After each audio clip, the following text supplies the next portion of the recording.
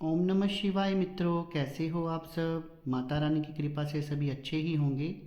मुझे किसी भगत का व्हाट्सएप के ऊपर मैसेज आया था कि गुरुजी, क्या हम चलते फिरते मंत्रों का जाप कर सकते हैं। और उसने ये भी लिखा हुआ था कि बहुत सारे लोगों के मन में ये होता है कि क्या हम बाथरूम में नहाते या साफ़ सफाई करते समय भी मंत्रों का जाप कर सकते हैं। तो उसका ये कहना था कि ये प्रश्न बहुत सारे व्यक्तियों के मन में आता है। तो मैंने सोचा क्यों नहीं आज इसके ऊपर ही वीडियो बना दी जाए।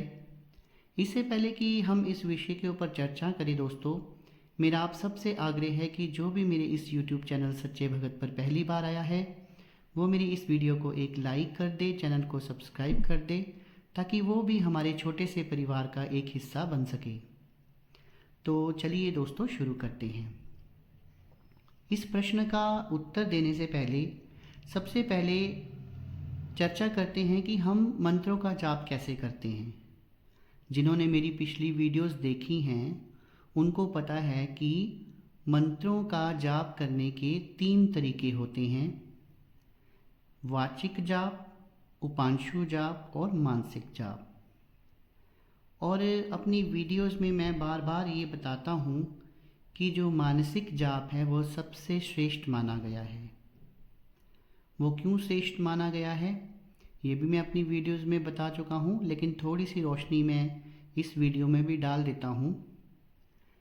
सबसे पहले ये तीनों जाप होते क्या हैं।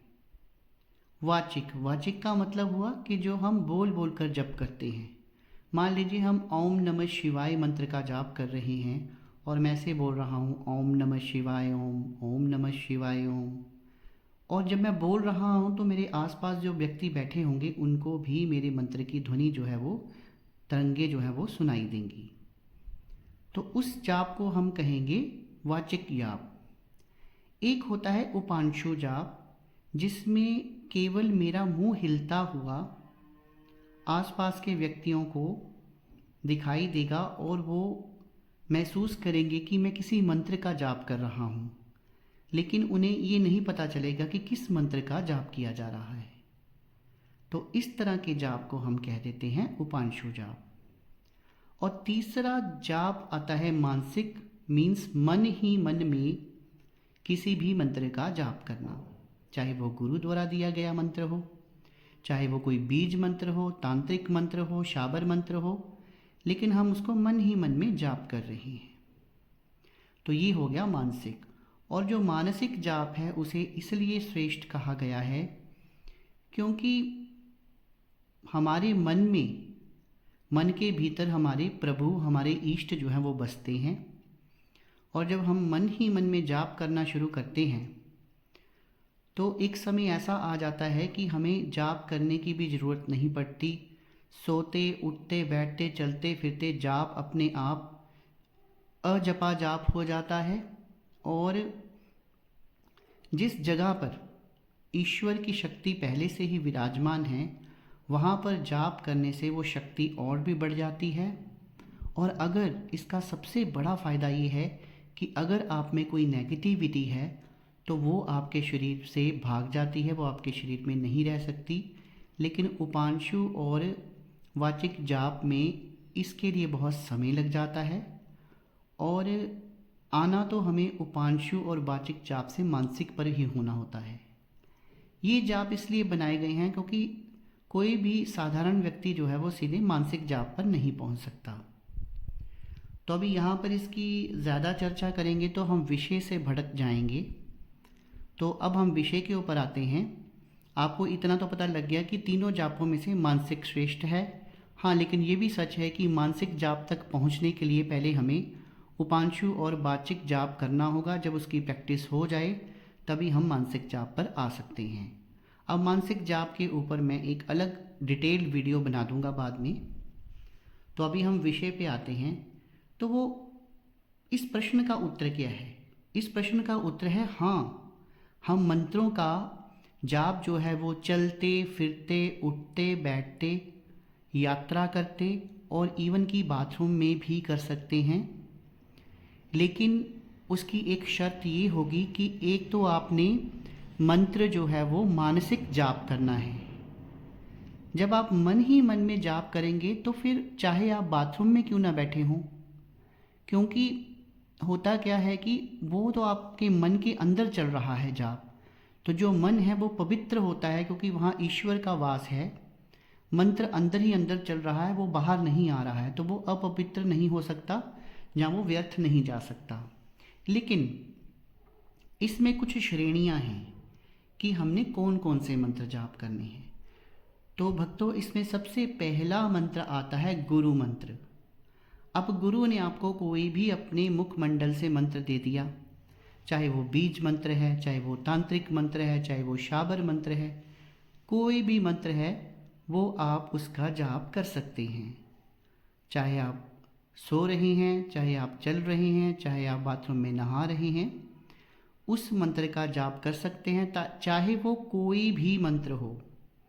तो सबसे पहले गुरु मंत्र। और गुरु मंत्र ऐसा मंत्र होता है जब गुरु आपके सिर पर हाथ रख के या आपके कानों में वो 3 बार बोलते हैं या आपकी पीठ पर हाथ रख कर बोलते हैं, तो आदि शक्ति तो गुरु की आपके बीच में आ जाती है और कुछ ही दिनों में आपको अनुभव होना शुरू हो जाते हैं उस मंत्र के, जब आप जाप करते हैं, और कुछ ही दिनों में वो सिद्ध भी हो जाता है।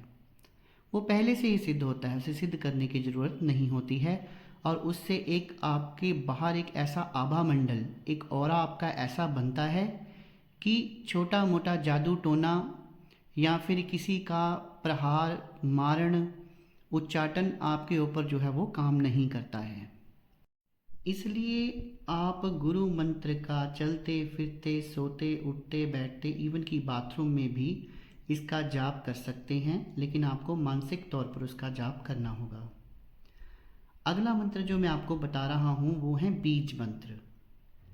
बीज मंत्र जैसे कि सिंगल बीज मंत्र भी होते हैं, क्रीम, भ्रम, गंग, ऐंग, इनका भी आप मानसिक रूप से जप कर सकते हैं और चलते फिरते इनका आप जो है वो जाप कर सकते हैं। बीज मंत्र लंबे भी हो सकते हैं, तो उनका जाप भी आप जो है चलते फिरते कर सकते हैं, सोते उठते बैठते कहीं पे भी कर सकते हैं। चाहे आप यात्रा कर रहे हैं, आप अपनी कार में बैठे हैं, तो आप ड्राइव करते करते भी उनका जो जाप है वो कर सकते हैं।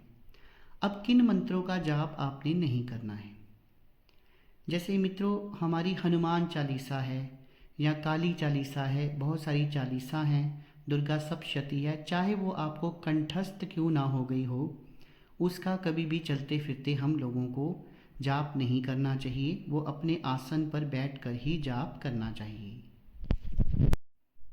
अगले मंत्र हैं शाबर मंत्र। अब अगर शाबर मंत्र गुरु से मिला है तब तो कोई बात नहीं है, पर अगर गुरु से नहीं मिला है तो शाबर मंत्र भी जो हैं वो हमें आसन पर ही बैठकर करने हैं, क्योंकि ज़्यादातर इनको सिद्ध जो किया जाता है वो ग्रहण काल में सिद्ध किया जाता है या किसी शुभ अवसर जैसे दीपावली या होली पर सिद्ध किया जाता है। तो इस बात का भी ध्यान रखिए, आप इनको चलते फिरते आपने कभी भी नहीं करना है। इसके अलावा कुछ जो है तांत्रिक क्रियाएं होती हैं, तो वो क्रियाएं जो होती हैं शॉर्ट टर्म्ड होती हैं, जैसे एक दिन की होती हैं।